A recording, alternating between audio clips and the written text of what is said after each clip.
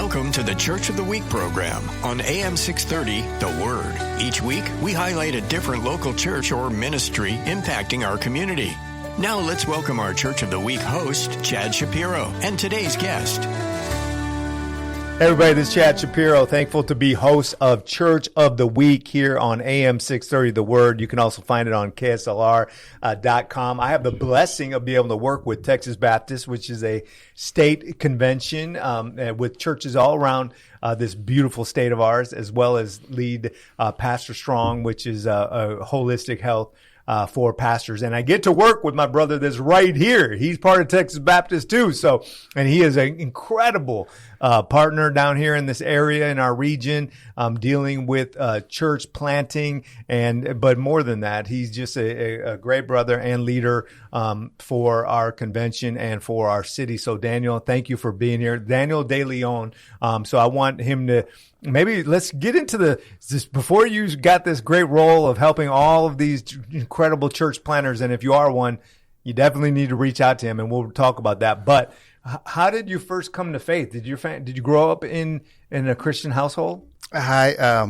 Yes. Thank you for having me today. Yes, I grew up in a Christian home, and so ever since I was a kid, and I've heard about Jesus, the Word, and I was just talking to someone right before now and about how growing up, we always had a Christian radio station on at home. Oh, wow, yeah. And if we ever dared, changing the dial, my mother would, So yeah, I grew up, and then obviously, around 6, 7, I understood to the gospel, but then at the age of my teenage years, I kind of went a little bit more serious about it, and then that's when I decided to get baptized. Yeah, and the what church we age were was attending. that? 12. 12. Yes, Man. I was 12. Yes. So everybody's got different testimonies, and I love it. Some people will think, when I'm in church that young, I need to go get wild and crazy. And then some people will think, I don't need to. Your story, did you ever fall away from the Lord, or did you? Well, I want to say that yes, maybe not officially, but yeah. But yeah. What does that mean? Well, I would say that everybody would think that I'm still, but in my mind or emotionally, I was struggling with questions and things like that. But I was always there. I've always been, in church.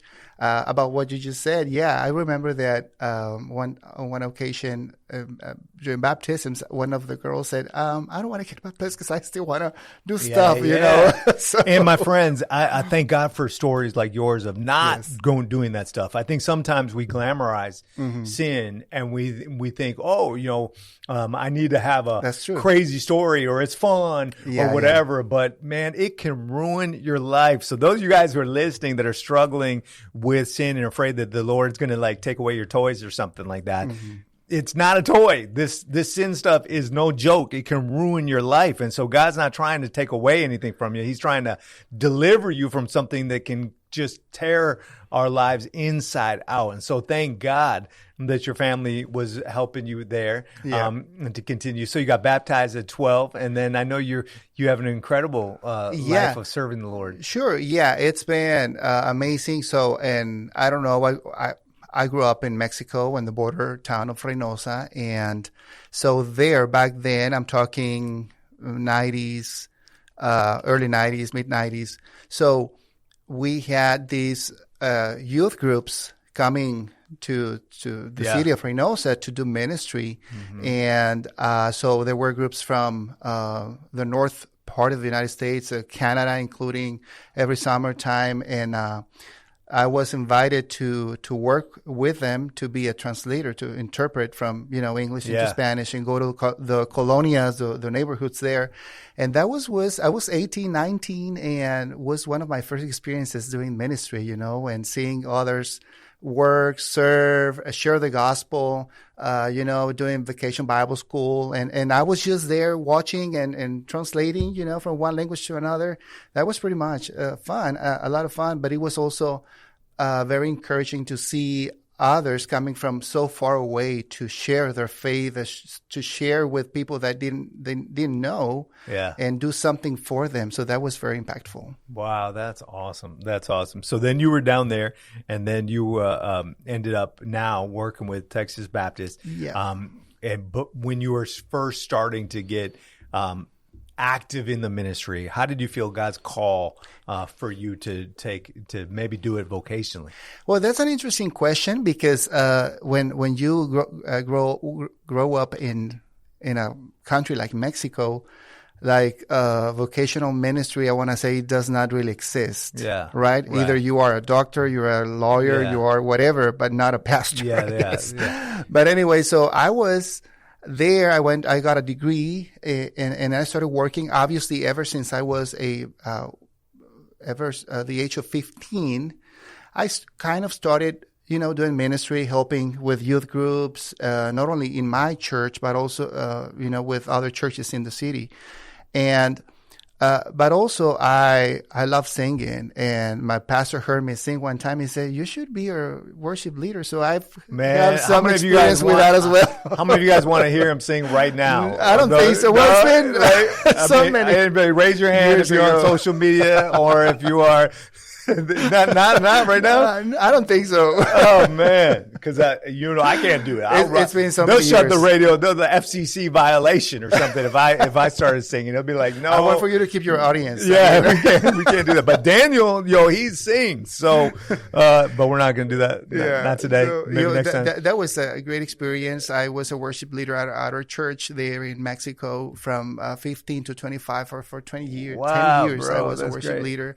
And we got to a point in which, so I took singing lessons, and my brother was taking guitar lessons. So we made it pretty professional. So it was good. Wow, nice. That's awesome. That's awesome. So how did you end up starting to work with Texas Baptist? How did that get started? Yeah, so basically, I felt called by God to do maybe a study for ministry. Since my mother was a very faithful listener of Radio Esperanza in South Texas, that radio station is in Spanish, and so basically the radio station belongs to the Bible College. Okay. And so obviously they promote the Bible College, and ever since the 80s, when I was a kid, I would listen to their programming, their promotions and all that, and I was like, I never thought I was going to be called to be, a minister. Yeah. And so when I felt called into ministry, I was in my early 20s, but I was already I had a degree in engineering, an engineering degree. So you're one of those smart guys. I hope. Background. No, he is for sure. That's great. So long story short, I completed my degree in Bible studies there in the Rio Grande Bible College in Edinburgh. And when I completed that degree, on graduation day, one of the staff members, Dr. David Loyola, invited me to be part of the staff of the Bible College. Graduation day. On graduation day, he knocked on my door in the dorm and he said, "Hey, would you be interested in working for us?" And I was like, "Well, I need to pray about it." Very spiritual, right? I need to pray about it before I give you an answer. And so I remember that after that, I returned to Mexico, to Reynosa, and started kind of like knocking on doors to see if there were ministry opportunities. So I ended up coming back to Texas and working for them for 10 years. So in the last part of that period of 10 years, I got to know Noe Trevino. Oh, yeah, man. And He's he amazing. connected me with Texas Baptist. That's how I kind of like got, in more. And so he would have been in your role now. Yes. Which is, can you describe that role? Yeah, so right now what I do is the title is Church Starting Strategist. And so basically what I do is I connect, do networking, but I basically connect with men that I call by God to start new churches in the region that I am assigned to, which is the southern tip of Texas, including San Antonio. Yeah. And so what kind of resources, if somebody's listening right now, maybe they have a church, would it be considered a plant if it's already active? Like, how do you look at that? When is the best time for them in their calling to be able to reach out to somebody like you for support? Yeah, well, basically, the easy question would the easy answer would be if they started a church and they have not connections and they have been by themselves doing it, I would really love to connect with you or with those guys. But also, particularly if you've done it for less than 2 years, I want to say, we would really be able to help with resources, with connections, funding. But yeah, I want to say 2 years. If it's more than that, it would be a little difficult, but I would encourage those that are listening to give us a call or send us an email. We'll share that a little later. Yeah, share it now if you could. Yeah, well, if you're interested in learning more, my email is Daniel.DeLeon, that's DELEON, at texasbaptists.org. Daniel.DeLeon at texasbaptist.org. So just to be able to start the conversation, to be able to go forward. And I know when I first started, I did not even understand that much about Texas Baptist or Baptist in general. So they may be feeling like, well, I didn't grow up in a Baptist church. Maybe I can't connect with them. How would you respond to that? How would you encourage them still to? Well, basically, we get those guys that say, well, I'm not a Baptist. Well, I would encourage you to still connect with me.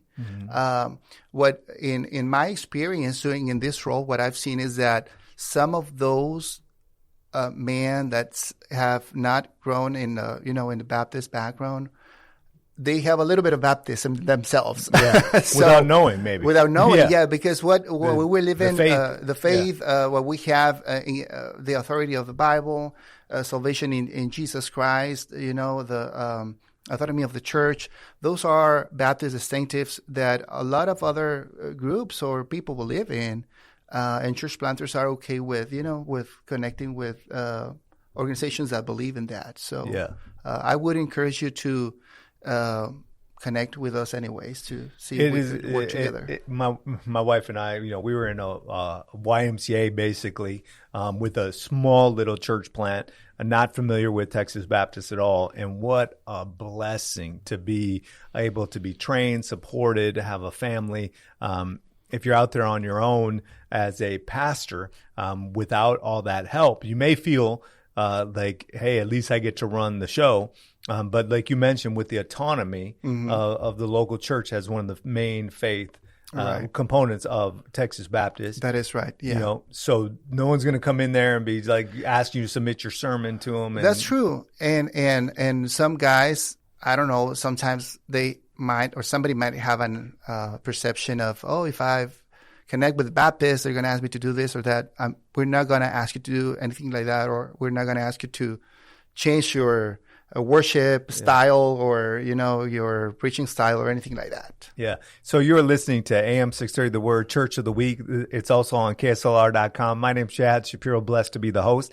And I'm sitting here with Daniel De Leon, church starting catalyst of Texas Baptist, where I have the blessing of being able to work with as well.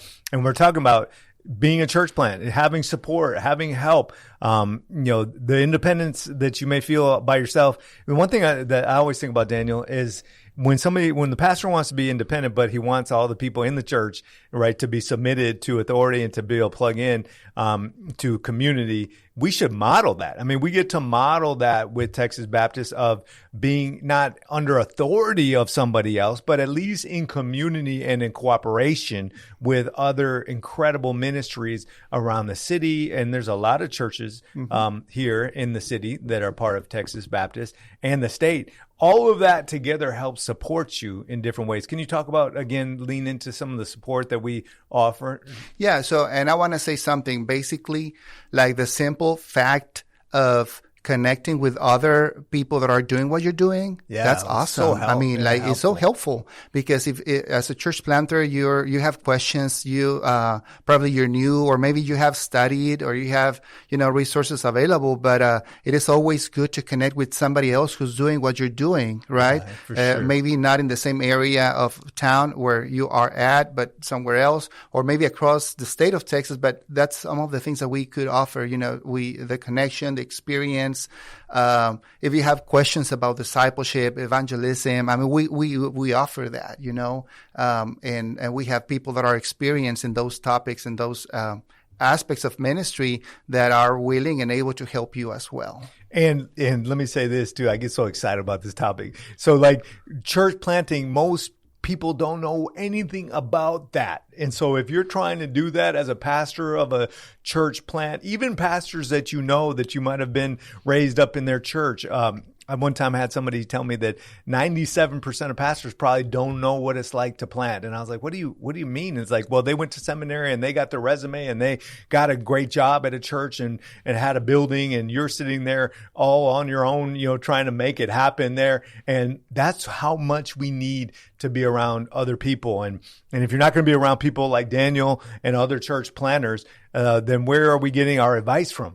The people in the congregation. That I remember people thinking, why isn't it 500 people here? You've been doing it for 3 years. I'm like, oh, we only have 80 people, oh man. And I felt like such a failure, right? Then I talked to other church planners and they're like, 80 people, that is amazing, right? Like we were sitting here trying, and we only, but it's just, how are you going to know that kind of stuff? And so thank God. And then the training and support, that are there on behalf of Texas Baptist, some of the other tools that we get to work with, right? Mm-hmm. Like Pastor Strong, which is there to help with marriage retreats and different things that I get the opportunity to serve with Kevin Abbott and the whole team, women leaders in ministry that are a big part of it with Benny Bryan, and so many different tools, revitalization that is a whole branch of Texas Baptist, and evangelism, and all these incredible things, to be able to serve. And for instance, now that you mentioned that, we just had an assessment, and I know that the word assessment might sound a little heavy for some people, but it's basically a time to discover your gift. I mean, if you're a church planter, one of the things you're going to be asked to go through is an assessment. And in that assessment, the planter and his wife will go and they will discover their gifts. They will be able to get to know themselves a little bit more and see if in what areas we can help them or reinforce them to do their ministry better, and with excellence. Yeah, the gifting of us is so important. We don't think about that. We often covet the gift of a mentor or something. Mm-hmm. We think, oh man, they touched my life in such a way, that pastor, and I want to be like them. Mm-hmm. But what if we're not like them? What if we're wired totally different? Doesn't mean that you wouldn't be a pastor, but you should know your own gifting as well as the people in your church. If you're not aware of your own gifting, you might not be that aware of the gifting of people in your church, and you're treating them all like yourself, but they might be very different. And so it's good to know all of that stuff to be able to go help in different ways. So when people are sitting there kind of weighing their different, options about what to do, what are some of the objections you sometimes hear that you think are you love to answer that one? When people are asking you about coming on board with Texas Baptist, what are some of the struggles they may have initially until they find out the answer? Well, some of the struggles they face is they don't know if we are the right options, option to them. And so I just tell them, hey, well, this is what we offer. If you want to learn more, let me know, and I'm available to you. And I can. One of the first things I do actually is connect them to the Baptist Association, to the local Baptist Association. Yeah, thank God for because that way Baptist Association. They'll hear other pastors, know. And sometimes what happens is we might have a guy that is called to plant from a Baptist church, so he knows he's connected already. But in most cases, we get those guys that are like what I used to call lone rangers. Mm-hmm. Yeah, they're by themselves, So, and they don't know me, and we probably met at an event or church planting event or whatever. And one of the first things I do, I love connecting people. That's one of my gifts. I connect you with resources, I try to get you in a network so that you can have the support you need. Yeah. And one of the blessings that we have here in San Antonio is the San Antonio Baptist Association. I'm very thankful for them because that way they have resources, local resources as well, not only in a state convention whose headquarters are in Dallas, but we have somebody here, not only me as a representative of the convention, but we also have a local Baptist associations representing another group of churches that are open and willing to help and support those guys that are being called into ministry, particularly to start new churches in the city of San Antonio. Yeah, and they have probably about 400 churches that true. Are part of the association just in San Antonio. And so what a great way to be able to connect. How does that work together? If somebody's like, how does local and state, do they work hand in hand? How does that all work? What would you say? Well, basically, that's a good question. And that's something that particularly with guys that are new to the Baptist world, that's a question I have to answer. So basically, I want to say we have a national convention, which is the SBC, Southern Baptist Convention, and then we have a state convention, and then we have the local association, but we have the church. All of those exist for the church. It's not that one is above the other. We have chosen to work together for missions to share the gospel across the states, across across Texas, particularly here. But yeah, basically there's an organization, nationwide, statewide, and then we have a local association which connects with the purpose of connecting churches basically and do ministry together and serve, the people so that they can get to know the Lord Jesus Christ. Amen. What would you say are some of the challenges church planners have? Some of the challenges would definitely, I want to say maybe lack of experience or expertise. Another one is the lack of funds. Oh yeah, that's all the time. Yeah, I want to list that one as the first one, but anyway, I wanted to go more it's true, spiritual. Though. It's so true. Lack of funds because you are it's a church, a nonprofit organization. You're not there to make money. Yeah, and it's hard. So. That's why we've got building expenses at the beginning. That's true. There's are you working a full-time job? If you are, full-time job requires full-time effort, time usually, and so the less time to do ministry and different things. There's equipment and everything that's there's set up. Equipment, and if you wanted to connect with the community. There's expenses, outreach. You have to, whatever you want to offer, it's not for free most of the time. You have something you have to purchase somewhere to love them, to serve them and to love them. That's true. Yeah. So that's one of the challenges. Another challenge that we've seen, it's a location. Find a place to gather. That's another challenge that they face these days. And those are all things I've seen you do a lot of great work with. So thank you for that. That's part of your connecting, and that's part of your heart, and that's part of what in a beautiful city like ours with so many churches and being able to help network and serve one another.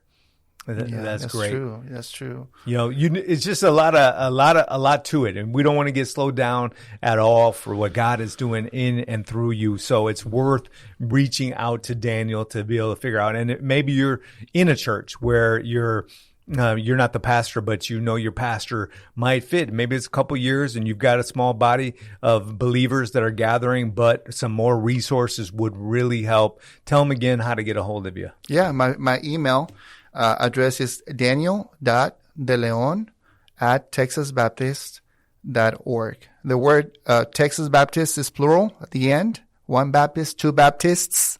Yeah, because there's many, many churches, and we would love to be able to partner with you. We all can do more together. We can plant more churches. We can help make more disciples.